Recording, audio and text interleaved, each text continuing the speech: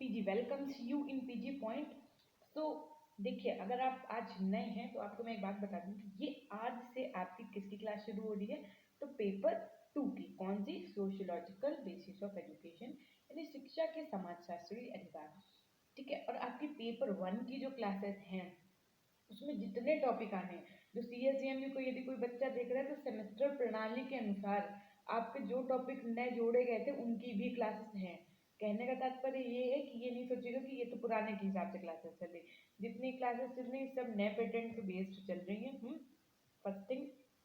Second thing is that कि आज से आपकी पेपर 2 और पेपर 3 की क्लासेस, यानी पेपर 2 की क्लासेस ये आपकी सुबह और पेपर 3 की क्लास आपकी शाम को चलेगी। ठीक, और संडे को एक टेस्ट सीरीज टाइप कुछ आपके लिए इंपॉर्टेंट क्वेश्चंस लाएंगे, कैसे क्वेश्चंस पूछे जाते हैं, पेपर 1 जो कंप्लीट हो चुका है उसके क्वेश्चंस बताएंगे आपको। ठीक, सो ये तो हो गया इंट्रो। अगर आपको क्लास की PDF चाहिए तो आप हमारे टेलीग्राम चैनल से जुड़ सकते हैं, जिसका लिंक आपको डिस्क्रिप्शन बॉक्स और कमेंट सेक्शन में पिन हुआ मिल जाएगा, है ना। सो आइए हम लोग आज का अपना टॉपिक शुरू करते हैं। पहली यूनिट का पहला टॉपिक क्या है, नवीन सामाजिक व्यवस्था। और इसमें 4 यूनिट होंगी आपकी। ये मान के चलिए 1 महीने के अंदर ही आपका पेपर 2 और 3 दोनों लगभग कंप्लीट हो जाएगा। ठीक, तो ये मानिए आपकी 15 दिसंबर तक, है ना। उसके बाद में हम आपके जो बाकी के सब्जेक्ट्स बचेंगे उनकी 2 की पैरेलल क्लास चला देंगे। तो बिल्कुल टेंशन नहीं लीजिए, सेमेस्टर के हिसाब से भी अगर आपके एग्जाम होंगे तब भी पूरा सिलेबस कंप्लीट करा दिया जाएगा। बाकी यदि आपके पास बुक्स वगैरह हैं तो आप आराम से पढ़ते रहिए, और 2-3 दिन में आपको कुछ बता देंगे बुक्स वगैरह भी इंपॉर्टेंट कौन सी हैं, क्योंकि नए सिलेबस के अनुसार हमें बताना होगा। ठीक, बाकी आइए पढ़ते हैं आज का हमारा टॉपिक कि क्या है कि नवीन सामाजिक व्यवस्था का अर्थ एवं परिभाषा। ये कुछ नया सब्जेक्ट है, कुछ नया सीखने को मिलेगा, कुछ नया पढ़ने को मिलेगा। तो एकदम फ्रेश माइंड होकर के पूरी एनर्जी के साथ आपको पढ़ना होगा। Okay okay, let's start. सामाजिक व्यवस्था का तात्पर्य समाज की समस्त परिस्थितियों से है, जो समाज को एक व्यवस्थित स्वरूप प्रदान करती है। सामाजिक व्यवस्था के अंतर्गत उसमें विद्यमान, अब देखिए सामाजिक व्यवस्था का मतलब समझिए पहले आप कि उसके अंतर्गत क्या क्या आता है। तो देखो सारी परंपराएं, रिचुअल्स जो होते हैं आपके, है ना। देखो किसी के घर में दिवाली की पूजा में पहले कोई काम होता होगा, किसी के घर में वही काम दिवाली की पूजा में बाद में होता होगा, है ना। किसी के यहाँ घी के दीपक पहले जलाए जाते हैं फिर पूजा होगी। तो ऐसे कर कुल मिला के कहने का मतलब ये है कि सबके यहाँ के रिचुअल्स अलग होते हैं। हमारे यहाँ भी दिवाली भी सेलिब्रेट की गई है, आपके यहाँ भी दिवाली सेलिब्रेट की गई है, लेकिन मे भी कुछ चीजें चेंजेस हो, है ना। तो ये जो चेंजेस हैं, ये सब रिचुअल्स हैं, ये परंपराएं हैं जो चली आ रही हैं, है ना। लोगों का दृष्टिकोण, हमारा परिवार, संस्कृति, विद्यालय और जो विचारधाराएं हैं, ये सभी तत्व किसके अंतर्गत आते हैं आपके, तो सामाजिक व्यवस्था के अंतर्गत आते हैं। ठीक, समाज के व्यक्तियों, विद्यालय एवं उनके तत्वों में घनिष्ठ संबंध होता है, किसके किसके बीच, तो समाज के व्यक्तियों, विद्यालय एवं उनके तत्वों में होता है। ठीक, अब देखिए जो आपके कानून एवं मूल सिद्धांत के आधार पर विकसित व्यवस्था की लोकतंत्रीय समाजवादी जो चीजें हैं उसके अंतर्गत क्या क्या आता है, सभी को स्वतंत्र विकास के अवसर, सभी नागरिकों को समान अधिकार, सभी से प्रेम, भ्रातृत्व जिसे आप फ्रेटर्निटी कहते हैं ना, सहानुभूति से रहने की अपेक्षा, समाजवादी व्यवस्था की स्थापना, धर्मनिरपेक्षता, सर्वधर्म समभाव की भावना का विकास एवं लोकतंत्र तथा सर्वहिताय न्याय की व्यवस्था। अब आप सोच रहे हैं धर्मनिरपेक्षता या सर्वधर्म, देखिए किसी भी धर्म अपने से जो वो है क्या संविधानों के अनुसार क्या है कि किसी भी धर्म को, है ना, मान्यता नहीं मिलेगी। ठीक, मतलब जो हिंदू का धर्म मानते हैं वो हिंदू, जो मुस्लिम, सिख, ईसाई, जैन, बुद्ध, जो जिसे मानना है वो माने, किसी एक पर्टिकुलर धर्म को मान्यता नहीं दी जाएगी। ठीक, ये होता है। अब देखिए उपरोक्त सभी तथ्यों के द्वारा यह कहा जा सकता है कि नवीन सामाजिक व्यवस्था एक लोकतांत्रिक सामाजिक व्यवस्था है। कैसी है, तो डेमोक्रेटिक सोशलिस्टिक सोशल ऑर्डर है, जिसमें प्रत्येक व्यक्ति को समान अधिकार प्राप्त है। ऐसा नहीं है जैसे पहले के जमाने में, यदि थोड़ा प्राचीन काल की यदि बात करें तो ब्राह्मणों के लिए अलग रिचुअल सब चीजें थी, है ना। हाँ, और उसके बाद में वैश्य के लिए अलग, शूद्र के लिए अलग व्यवस्था थी। तो लेकिन अब क्या है, हर एक व्यक्ति को समान अधिकार प्राप्त है। तो नवीन सामाजिक व्यवस्था जो है उसमें स्त्री पुरुष सभी के अवसर भी समान है, समान अधिकार भी है। ठीक, देश में औद्योगिकरण, नगरीकरण और पाश्चात्यकरण के होते हुए भी भौतिक एवं आध्यात्मिक समन्वय का स्वरूप परिलक्षित होगा, है ना। अब देखिए सामाजिक व्यवस्था की कुछ प्रमुख परिभाषा यही आपको याद रखनी है 1, 2, 3, 4। अब देखिए क्या होता है जब आप टेट सीटेट का एग्जाम देंगे, और हाँ, जो बच्चे ये ऑब्जेक्टिव सब्जेक्टिव के बाउट जो है चर्चाएं हो रही हैं, उन बच्चों को मैं बता दूं कि बिल्कुल टेंशन नहीं लो, क्लासेस तो भाई आप लोगों को यही पढ़नी पड़ेंगी ना। ऐसा तो है नहीं। अच्छा एक बात बताओ, जैसे ऑब्जेक्टिव पेपर होना है तो क्या मैं आपको 100 क्वेश्चन ऑब्जेक्टिव करा दूं बस हो गया? एक बात बताओ जरा, 100 क्वेश्चन ऑब्जेक्टिव करवा दें वो सही है, या पूरा पूरा टॉपिक पढ़ा दें, उससे चाहे 100 क्वेश्चन बना ले एग्जामिनर, चाहे 1000 क्वेश्चन बना ले, बनाएगा तो इसी टॉपिक से ना, ये ज़्यादा बेहतर है। फिर केवल 100 क्वेश्चन बनाने, पता चले इससे आए ना आए, आपको ना कॉन्सेप्ट पता है ना थ्योरी पता है ना। अगर हम ये पूरा पढ़ाएंगे तो इसमें चाहे एग्जामिनर 1000 क्वेश्चन बना दे, कोई मीनिंग नहीं। क्यों? क्योंकि आपने तो पूरा पढ़ रखा है ना। अगर मान लो पेपर सब्जेक्टिव हुआ तब भी आप पूरा लिख सकते हो, ऑब्जेक्टिव हुआ तब भी वो बनाएंगे तो इसी टॉपिक से ना। मैं आपको जब एक एक लाइन पढ़ा रही हूँ तो ऑब्जेक्टिव सब्जेक्टिव की टेंशन बिल्कुल खत्म कर दो। 2-4 दिन में जैसे ही हमारे पास कोई ऑफिशियल पीडीएफ आ जाएगा, मैं उस पर एक पर्टिकुलर वीडियो ही बना दूंगी, है ना। तो ये तो बिल्कुल सबसे मेरी हम्बल रिक्वेस्ट है कि लिखो ही नहीं कि मैम ऑब्जेक्टिव होगा कि सब्जेक्टिव होगा। सही में हम ना परेशान हो जाते हैं, हमें लगता है कि क्या ही कहें हम। क्योंकि मेरे पास ना खुद कुछ ऑफिशियल जब तक नहीं होगा, है ना, तब तक हम कोई ऐसी जानकारी नहीं देंगे जिससे आपका कोई नुकसान हो। ठीक। सो आइए देखते हैं। अब हाँ, आपको हम ये भी बताते चलेंगे जरा, क्वेश्चन आपका बनेगा कैसे। जैसे एक डेफिनेशन आपको दी जाएगी कि सामान्य सामाजिक व्यवस्था सामाजिक संबंधों की सभ्यता तथा किसी क्षेत्र अथवा युग की ओर संकेत करती है। अब इसमें आपको 4 ऑप्शन दे दिए जाएंगे, ये किसने कहा है या ये किसके अनुसार कहा गया है। Option A Frederic Le Play, option B Radcliffe Brown, option C T Parsons, option D M Ginsberg. तब आपको टिक लगाना होगा फेडरिक लैमले। ठीक। अब सोचो, अब आपने पता चले सिर्फ यही पढ़ा है और चीज़ें पढ़ी ही नहीं है, तो आपको सबके अनुसार डेफिनेशन पता ही नहीं है। इसीलिए मेरा कहने का सिर्फ और सिर्फ मतलब यही है, पूरा पढ़िए। जब आप पूरा पढ़ेंगे ना तो फिर पूरे से, चाहे वो यहाँ से पूछ दे, चाहे यहाँ से, चाहे यहाँ से, आपको सब आता होगा, है ना। अब जब आप इतनू सा पढ़ के ही जाएंगे, फिर वो 10 जगह से पूछेगा तो पता चले आपको तो सिर्फ यही आता है, जब यहाँ पूछा तो ये आता ही नहीं। तो ऐसा नहीं होना चाहिए, ठीक, मेरे हिसाब से। बाकी आपके हिसाब से क्या सही है वो आप अपना बुक से या जैसे मन हो वैसे पढ़ सकते हैं, है ना।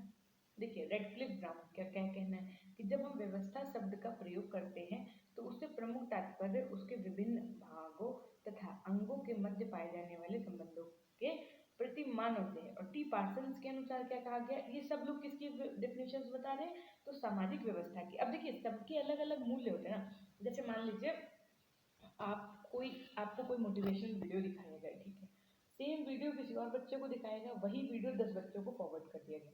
उसके बाद में जब सब बच्चों से पूछा गया कि आपको इससे क्या सीखने को मिला, तो आप कुछ और बताएंगे और जो दूसरे बच्चे होंगे वो कुछ और बताएंगे। क्यों? क्योंकि सबका जो प्रेजेंस ऑफ माइंड होता है वो सब चीज़ें अलग होती है। तो बस वैसे ही था सेम, कि जो सामाजिक व्यवस्था थी उसको जो है अलग अलग फिलोसफर्स के अनुसार डिफाइन किया गया। ठीक। अब जैसे टी पार्सन्स के अनुसार सामाजिक व्यवस्था परस्पर संबंधित संस्थाओं, अभिकरणों यानी एजेंसियों तथा सामाजिक प्रतिमानों समूह के प्रत्येक सदस्य द्वारा ग्रहण किए गए पदों तथा क्रियाओं की विशिष्ट स्थिति है। अगर एम गिन्सबर्ग की बात की जाए तो सामाजिक व्यवस्था का अध्ययन सामाजिक संगठन के प्रमुख स्वरूप अर्थात समूह, समितियों तथा संस्थाओं के प्रकार एवं उनके संकुल यानी कॉम्प्लेक्स जिनसे कि समाज का निर्माण होता है से संबंधित है। अब जरा बात करते हैं किसकी, कि नवीन सामाजिक व्यवस्था की विशेषताएं हैं। जरा पेन का कलर और चेंज कर लें फिर बताते हैं।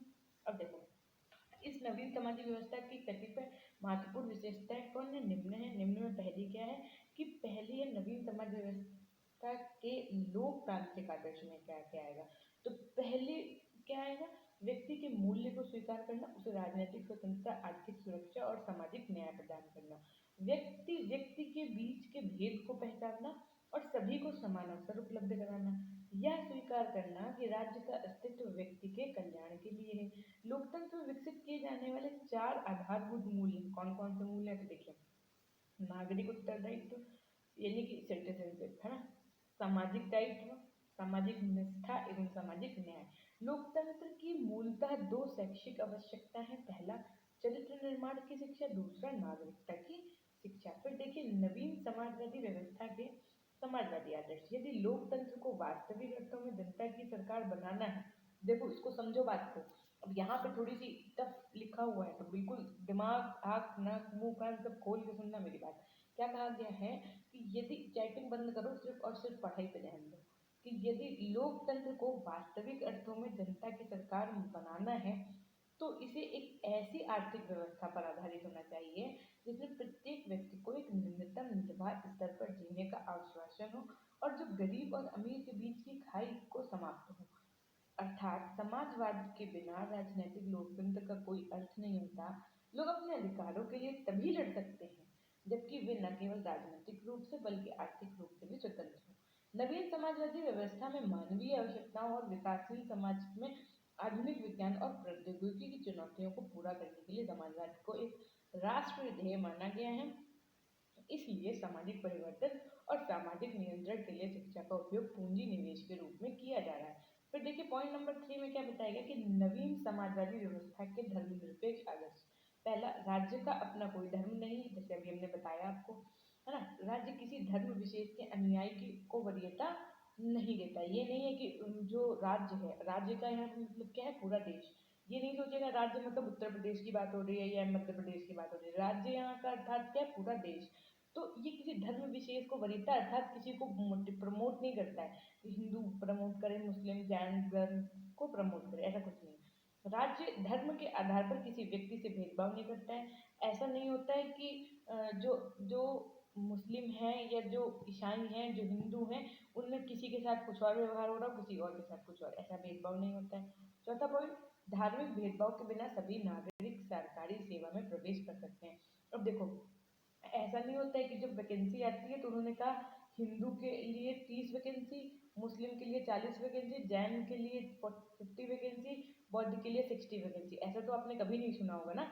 तो यही बताया गया है यहाँ पे, क्या नवीन समाजवादी व्यवस्था के अंतर्गत किसी भी धार्मिक भेदभाव के बिना सभी नागरिक सरकारी सेवा में प्रवेश कर सकते हैं। इस प्रकार भारतीय संविधान द्वारा देश के सभी नागरिकों को दूसरे धर्मों का अनादर किए बिना किसी भी धर्म को मानने और उसका प्रचार प्रसार करने की स्वतंत्रता और अधिकार प्रदान किए गए हैं, यद्यपि कि वे सामाजिक व्यवस्था, नैतिकता और स्वास्थ्य बनाए रखें। ठीक।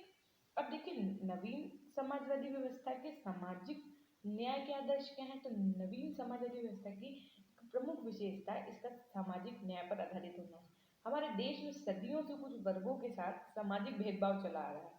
स्वतंत्रता प्राप्ति के बाद इन सभी भेदभावों को समाप्त करके सभी को सामाजिक न्याय उपलब्ध कराने की दिशा में प्रयत्न किए गए और संविधान की प्रस्तावना में सभी वर्गों के लिए लोगों को सामाजिक, आर्थिक एवं राजनीतिक न्याय प्रदान किए जाने का संकल्प लिया गया। ठीक। संविधान की धारा 5 के द्वारा, अब ये तो आपको एकदम एज इट इज याद रखना पड़ेगा, किस धारा के अनुसार। तो धारा 5 के द्वारा यह प्रावधान किया गया कि जाति, वर्ण, लिंग, रंग तथा धर्म के आधार पर नागरिकों के साथ किसी प्रकार का भेदभाव नहीं किया जाएगा, सबको सामाजिक न्याय प्राप्त होगा। अब आप सोच रहे होंगे मैम यहाँ तो आप ये बता रही हैं, लेकिन SC, ST, जनरल, OBC तो कैटेगरी डिवाइड है। देखिए जब आप ये संविधान पढ़ेंगे ना, जब पूरा, तो आपको वहाँ बताया जाएगा, जैसे कुछ जब आप कोई रूल्स एंड रेगुलेशंस पढ़ते हैं तो उसमें कुछ एक्सेप्शंस होते हैं, है ना। तो बस ये वही एक्सेप्शन है। ठीक। बाकी फिर आइए देखते हैं क्या कि नवीन समाजवादी व्यवस्था में नागरिकों के अधिकार और कर्तव्य, यानी कि अगर राज्य आपके लिए सब कुछ कर रहा है, देश सरकार आपके लिए सब कुछ कर रही है, तो आप इस राज्य के सिटीजन हैं, तो आपका भी तो कुछ कर्तव्य है कि आप देश के लिए करें। मतलब आप लोगों के भी तो कुछ कर्तव्य है और साथ में आप लोगों के कुछ जो राइट्स हैं, है ना, उनके विषय में बात करते हैं। देखिए जिन्होंने पॉलिटिक पढ़ रखी होगी, उनको बड़ी मजा आ रही होगी पढ़ने में क्लास, या जो बच्चे थोड़ा बहुत कंपटीशन की तैयारी से जुड़े हुए हैं उनको भी बहुत अच्छा लग रहा होगा पढ़ने में। क्यों? अगर अच्छा लग रहा है तो एक बार कमेंट सेक्शन में कमेंट जरूर कर दीजिएगा कि देखो एक बात बताओ, जैसे मान लो आप लोग अभी एकदम 1 सेकंड के लिए ब्रेक ले रहे हैं, सुन लो मेरी बात केवल, कि आप लोग अगर कभी यूट्यूब पे किसी को देखने जाते होंगे तो ऊपर वीडियो चला करता है, नीचे आप लोग कमेंट्स रीड किया करते हैं। जैसे ही आप देखते हैं कि यार निगेटिव कमेंट्स हैं, बेकार बेकार से कमेंट्स हैं, आप वीडियो को हटा देते हैं, फिर दूसरा वीडियो देखते हैं। ऐसा करते हैं ना, मोस्ट प्रोबेबली लोग ऐसा करते हैं। ठीक। अगर आप करते हैं ऐसा तो फिर आप सोचो कि जब हमारी क्लास कोई देखेगा, मीन्स हमारी अर्थात आपकी और मेरी तो क्लास हुई है, क्योंकि आप पढ़ रहे हैं और हम पढ़ा रहे हैं, तो टू साइड तो डिफरेंस है। ठीक। तो जब ये हमारी क्लास कोई देखेगा तो वो भी सीधी सी बातें कमेंट्स देखेगा, और अगर आप लोग वैल्यूएबल कमेंट्स करेंगे, अच्छे अच्छे कमेंट्स करेंगे, तो उसको भी लगेगा कि नहीं हाँ बहुत अच्छे से प्रॉपर चीज़ें कंप्लीट कराई जा रही हैं यहाँ पे, है ना। तो बीट पूरा ध्यान दिया जा रहा है, तो वो चैनल को अपने आप ही स्वतः सब्सक्राइब करेगा। आपको कहने की नीड नहीं पड़ेगी, ना मुझे बार बार कहने की नीड पड़ेगी। ठीक है, तो अभी बात हो ही चुकी है, तो आपको बताने कमेंट जरूर करिएगा, और साथ में एक बार अपने फ्रेंड सर्कल में शेयर कर दो, है ना, प्लीज चैनल को, जिससे बच्चे थोड़ा ज़्यादा जुड़ें, क्योंकि बहुत कम कम बच्चे आ रहे हैं। फिर भी मैंने सोचा कि आप लोगों का नुकसान ना हो, भाई ज़्यादा बच्चे नहीं आएंगे तो ऐसा तो नहीं है ना कि मैं पढ़ाना बंद कर दूँ, क्योंकि कुछ बच्चे हैं मैं देखती हूँ जो रोज आते हैं, रोज रेगुलर क्लास ज्वाइन करते हैं और मुझे बहुत अच्छा लगता है ना जब आप लोग आते हैं। सो आइए शुरू करते हैं पॉइंट नंबर 5 कि अधिकार सामाजिक जीवन के वे अनुबंध हैं जो मानव व्यक्तित्व के विकास के लिए आवश्यक और महत्वपूर्ण होते हैं। ये अनुबंध मनुष्य के सामाजिक स्वभाव से जन्म लेते हैं तथा समाज में अच्छा जीवन क्या है और कैसा होना चाहिए इसके संकेतक है। भारतीय संविधान द्वारा 7 मौलिक अधिकार प्रदान किए गए हैं। कितने? तो 7 मौलिक अधिकार प्रदान किए गए हैं। ये अधिकार अब देखो, नंबर 1 कौन सा? समता का अधिकार, दूसरा स्वतंत्रता का अधिकार, तीसरा शोषण के विरुद्ध अधिकार, चौथा धार्मिक स्वतंत्रता का अधिकार, पांचवा संस्कृति तथा शिक्षा संबंधी अधिकार, फिर संपत्ति का अधिकार और लास्ट में आपका संवैधानिक उपचारों का अधिकार। अब देखो, अब 7 थे, अब क्या किया गया, जो संपत्ति के अधिकार को मौलिक अधिकार की सूची से निकाल दिया गया है। तो मौलिक अधिकार होने के कारण न्यायालय का कर्तव्य है कि उनकी मर्यादा की रक्षा करें और उनके अभिभावक की भूमिका निभाए। ठीक है, अब देखो 42वां संविधान संशोधन, अगर यदि यहाँ पे कोई भी बढ़िया से पॉलिटिकल पढ़ चुका है तो उसको पता होगा इसे मिनी कॉन्स्टिट्यूशन भी कहते हैं, है ना। तो देखो 42वें संविधान संशोधन के द्वारा संविधान में भारतीय नागरिकों के निम्नलिखित कर्तव्य को समावेश किया गया। अब आपके कर्तव्य क्या होने चाहिए, ये अब ये मत सोचो कि यार ये तो लिखना पड़ेगा, तो मैं कैसे याद करूंगा। याद करने की नहीं है भाई, याद करने की, मैं कब कहती हूँ याद करो। मैं तो ये सिखा रही हूँ आपको कि आपके इस राज्य को लेकर के, इस राष्ट्र को लेकर के क्या कर्तव्य होने चाहिए, है ना। तो आइए जानते हैं क्या कर्तव्य होने चाहिए। नंबर 1, संविधान को स्वीकार करना और उसके आदर्शों तथा संस्थाओं, राष्ट्रीय ध्वज और राष्ट्रीय गान का सम्मान करना। पहली बात, इतनी बात समझ में कि आप, ये आपके सारे काम है और आज मैं आपको बता रही हूँ आपको ये ऐसे ऐसे ऐसे रहना है ना। तो इन बातों का विशेष ध्यान देंगे और ये सारी बातें आपको माननी है, ओके। और अपने आप सीख जाएंगे मौलिक कर्तव्य, कुछ याद करने की जरूरत नहीं पड़ेगी। नंबर 2, उन महान आदर्शों का अनुसरण तथा पालन करना जो राष्ट्रीय स्वतंत्रता संग्राम के प्रेरक थे। जैसे कौन कौन हो गए? महात्मा गांधी जी हो गए, सुभाष चंद्र बोस जी हो गए, बिपिन चंद्र पाल जी हो गए, है ना, लाला लाजपत राय हो गए, बाल गंगाधर तिलक हो गए, है ना, ये सब लोग हो गए। तो इनका आपका अनुसरण करना है, इनको, और इनके प्रति अपने रिस्पेक्ट जाहिर करिए।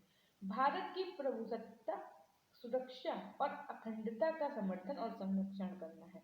देश की रक्षा करना और आवश्यकता बढ़ने पर राष्ट्र सेवा के लिए स्वयं को अर्पित करना। ठीक। धर्म, भाषा, जाति और क्षेत्रीयता आदि से परे रहकर भारत के सभी लोगों में भाईचारे और मित्रता की भावना को बढ़ावा देना, महिलाओं की प्रतिष्ठा के लिए अपमान देना, रीतियों को त्यागना, आपकी मिली जुली संस्कृति की समृद्ध परंपरा का संरक्षण करना तथा उसे सम्मान देना। फिर देखिए 7वां क्या कहा गया है कि राष्ट्रीय पर्यावरण, जिसमें क्या क्या आपका झील, नदी, जंगल, जानवर सम्मिलित, उनका संरक्षण और सुधार करना है। जीव जंतुओं के प्रति प्रेम भाव प्रदर्शित करना। ये नहीं कि बैठे हैं आराम से, वहां पे गए कहाँ तालाब में, देखा बहुत दुखी हैं, उठाए पत्थर आराम से पानी में डालने शुरू कर दिए। अब आपको सोचना है कि हम तो अपना दुख घटा रहे हैं, वहां जंगल में मछलियां उनको टप टप पड़ रहा है, तो सोचो कितना उनको दुख हो रहा होगा, है ना। तो ये सब चीजें नहीं करनी है, पार्ट ऑफ जोक ओनली, है ना। बाकी इतने तो आप समझदार हैं क्योंकि आप ग्रेजुएशन पीजी न जाने कुछ ना कुछ तो करके यहाँ आए हैं, हमें भी ज़्यादा कुछ कर चुके हो, तो आपको इतनी समझ तो है ही, है। आइए देखते हैं आपका मौलिक कर्तव्य 8वां क्या है कि वैज्ञानिक दृष्टिकोण द्वारा मानवतावाद और जाति एवं सुधार करने की भावना विकसित करना, जन संपत्ति का संरक्षण करना एवं हिंसा का त्याग करना, व्यक्तित्व एवं सामूहिक क्रियाकलाप के सभी क्षेत्रों में उत्कृष्टता प्राप्त करने के लिए प्रयत्न करते रहना, जिससे कि राष्ट्र निरंतर रूप से उद्यम एवं सफलता के उच्च स्तर की ओर अग्रसर होता रहे। ठीक। अब देखो नवीन समाजवादी व्यवस्था में कुछ नीति निर्देशक तत्व हैं। कौन से अनुच्छेद के अनुसार? तो अनुच्छेद 39 के अनुसार क्या है कि सभी स्त्री पुरुषों को समान रूप से जीविका के पर्याप्त साधन उपलब्ध हो सके, सार्वजनिक कल्याण के लिए समाज के भौतिक साधनों को स्वामित्व और नियंत्रण का समुचित वितरण हो सके, सार्वजनिक हितों के विरुद्ध धन का केंद्रीकरण को रोकने की व्यवस्थाओं, पुरुषों और स्त्रियों को समान कार्य के लिए समान वेतन उपलब्ध हो, शैशव व किशोरावस्था के शोषित तथा नैतिक और भौतिक परित्याग से संरक्षण हो, कमजोर वर्गों के लिए निःशुल्क कानूनी सहायता उपलब्ध हो, औद्योगिक संस्थाओं के प्रबंध में कर्मचारियों के भागीदार बनाने की व्यवस्था हो। अब अनुच्छेद 40 में क्या कहा गया कि राज्य ग्राम पंचायतों का संगठन करेगा और उन्हें ऐसी शक्तियां प्रदान करेगा जिससे वे स्वायत्त शासन की इकाई के रूप में कार्य करने में समर्थ हो सके। अब ये चीजें आपको एज इट इज याद रखनी पड़ेंगी। आप यहाँ कुछ भी नहीं बना सकते। अनुच्छेद 40, 41, 42, 43 चाहे आप इनको अपनी नोटबुक में रख लीजिए, 2-3 बार दिन भर में देखिएगा और एक बार अपने हाथ से लिख लीजिएगा किसी कॉपी में, तो आपको आराम से याद हो जाएगा। ये मतलब नहीं कि बहुत बड़ी हवा पढ़ा रहे हैं, बहुत नया है मैम, हम कैसे लिखेंगे, हमें तो याद ही नहीं हो रहा ये तो बिल्कुल ही नहीं सोचो। हम सही बता रहे हैं आपको, बहुत सिंपल है। बस आपको अपनी नोटबुक बनानी है, उसमें ये, अरे नोटबुक ना हो तो एक कॉपी ले लो कोई जिसमें पन्ने खाली हो, उसमें लिख डालो एक बार। लिखने के बाद 3-4 बार पढ़ लो, 5वीं बार अपने आप याद हो जाएगा और अपने आप एक बार लिख के भी देख लो। ठीक। अब देखो अनुच्छेद 41 में क्या कहा गया कि राज्य अपने आर्थिक सामर्थ्य के अनुसार यथाशक्ति काम पाने, शिक्षा पाने तथा बेकारी, बुढ़ापा, बीमारी और अंग हानि तथा अन्य अभाव की दशाओं में सार्वजनिक सहायता प्राप्त करने के अधिकार को प्राप्त कराने के लिए कार्य साधक उपलब्ध करेगा। अनुच्छेद 42 में क्या कहा गया है कि राज्य काम को यथोचित और मानव उचित दशाओं का तथा प्रसूति सहायता के लिए उपलब्ध करेगा। अनुच्छेद 43 के अंतर्गत क्या कहा गया कि राज्य ग्रामों में कुटीर उद्योगों को वैयक्तिक तथा सहकारी आधार पर बढ़ाने का प्रयास करेगा। पॉइंट बी में कहा गया, यानी 43 बी में क्या कहा गया कि राज्य श्रमिकों के निर्वाह, मजदूरी तथा शिष्ट जीवन स्तर आदि की व्यवस्था करेगा, जिससे अवकाश तथा विश्राम के समुचित उपभोग की दशाओं तथा सामाजिक और सांस्कृतिक उन्नति की दशाओं को उपलब्ध कराया जा सके। अनुच्छेद 45 में क्या बताया गया कि राज्य सभी बालकों को 14 वर्ष की अवस्था तथा निःशुल्क और अनिवार्य शिक्षा देने की व्यवस्था करेगा। ये बहुत पॉइंट में पूछा भी जाता है जब आप अपने कंपटीशन के भी एग्जाम देंगे तब भी, क्या कि राज्य सभी बालकों के 14 वर्ष की अवस्था तथा निःशुल्क और अनिवार्य शिक्षा देने की व्यवस्था करेगा। ये किस अनुच्छेद में? तो अनुच्छेद 45 में। ठीक। अब नवीन सामाजिक व्यवस्था में शिक्षा की भूमिका की यदि बात कर लें तो देखो क्या कहा गया कि प्राचीन भारतीय सामाजिक व्यवस्था अपना नया रूप पाने के लिए छटपटाने लगी थी, क्योंकि नवीन सामाजिक विचारों का आगमन हो चुका था। प्राचीन भारतीय सामाजिक व्यवस्था में धर्म के नाम पर पंडित पुजारियों का आधिपत्य था। ऊंची जाति के लोग छोटी जाति के लोगों के हे दृष्टि से देखते थे, यानी बहुत तुच्छ दृष्टि से देखते थे तथा उनका अस्पृश्य मानकर उनका अपमान करते थे, यानी उनका छुआ नहीं खाएंगे, उनको छुएंगे नहीं, उनके हाथ खा लेंगे तो उनका धर्म भ्रष्ट हो जाएगा। ये सब चीजें एक समय पे आने लगी थी। फिर अंग्रेजी व्यवस्था ने जनता को नए विचार दिए, विदेशियों से बनकर आने वाली अनेक वस्तुएं लोगों को आकर्षित करने लगी। लोगों ने नए विचारों को स्वीकृत प्रदान की थी और फिर उन्होंने नई भाषा जैसे संस्कृत और नए विचार के माध्यम से भारतीय जनता को प्रभावित किया, है ना। इसमें तो अंग्रेजों ने उन्होंने रूढ़िवादिता, आडंबर, विधवा विवाह, बाल विवाह प्रथा आदि को समाप्त किया। किसने? अंग्रेजों ने। तो जो ये सब कार्य थे ये अंग्रेजों ने बहुत अच्छे किए। अंग्रेज खराब के साथ साथ यदि आप अच्छाई ढूंढेंगे तो उनके अच्छाई ये थी। अब जब 19वीं शताब्दी में अनेक समाज सुधारक के द्वारा नव वैचारिक आंदोलन ने सभी को आंदोलित किया। नव सामाजिक व्यवस्था की नींव स्वतः ही पड़ती चली गई, लेकिन कुछ लोग इन बातों से सहमत नहीं थे, जिसने सामाजिक द्वंद्वों को भी जन्म दिया। ये द्वंद्व वैचारिक, धार्मिक, आर्थिक, सामाजिक, राजनीतिक आदि कई रूपों में हमारे सामने आ रहे हैं। अतः एक ऐसी शिक्षा की आवश्यकता है जो इन द्वंद्वों को समाप्त करने की योग्यता प्रदान कर सके तथा शांति की स्थापना में सहायक हो सके। आज अपेक्षित नवीन समाज की संरचना में शिक्षा की अहम भूमिका कही जा सकती है। आज जनता अशिक्षित है, अतः शिक्षा के माध्यम से अज्ञानता व दरिद्रता दूर कर नए भारत के निर्माण का मार्ग प्रशस्त किया जा सकता है।